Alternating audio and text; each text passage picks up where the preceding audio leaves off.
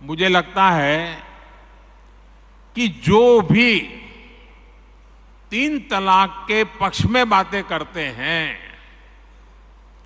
3 तलाक की वकालत करते हैं, ये वोट बैंक भूखे लोग मुस्लिम बेटियों के साथ बहुत बड़ा अन्याय कर रहे हैं।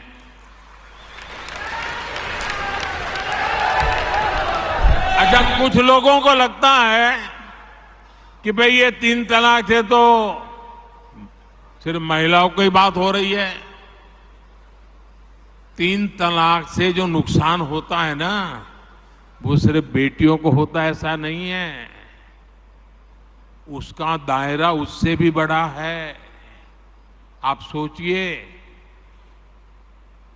बहुत ही अरमानों के साथ बेटी को शादी कर करके ससुराल भेजा हो और 8-10 साल के बाद 3 तलाक कह करके उसको कोई निकाल दे, तो उस माँ बाप का क्या होगा जिसके घर में बेटी वापिस आती है? उस भाई का क्या होगा? वो भाई, पिता, सब उस बेटी की चिंता में इतने दुखी हो जाते हैं। इसलिए 3 तलाक से सिर्फ बेटियों को ही अन्याय होता है इतना नहीं, पूरे परिवार तबाह हो जाते हैं, माता, पिता, भाई सब दुखी हो जाते हैं।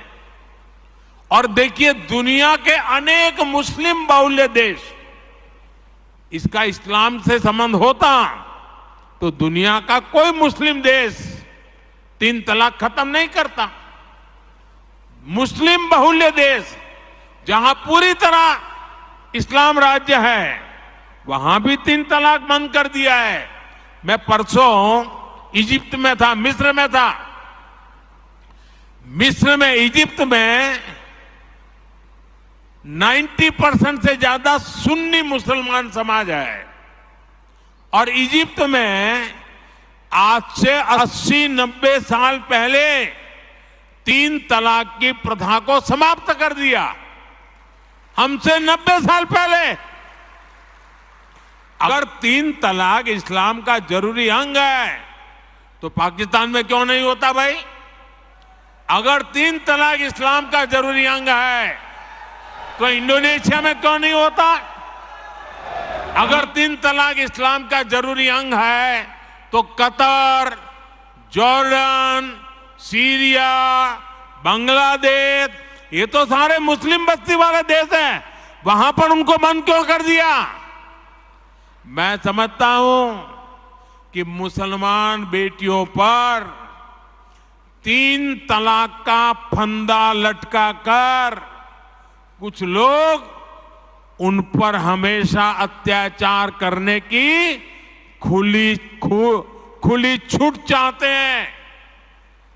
यही लोग 3 तलाक का समर्थन भी करते हैं और मैं जानता हूं कि इसलिए ही मेरी मुस्लिम बहनें, बेटियां, मैं जब भी जहां जाता हूं वो भाजपा के साथ खड़ी रहती है, मोदी के साथ खड़ी रहती है। साथियों, भारत के मुसलमान भाई बहनों को भी ये समझना होगा कि कौन से राजनीतिक दल उन्हें भड़का करके उनका फायदा लेने के लिए उनको बर्बाद कर रहे हैं।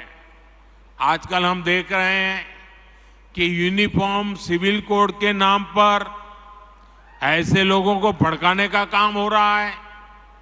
आप मुझे बताइए, एक घर में परिवार के एक सदस्य के लिए एक कानून हो, परिवार के दूसरे सदस्य के लिए दूसरा कानून हो, तो क्या वो घर चल पाएगा? क्या कभी भी चल पाएगा क्या?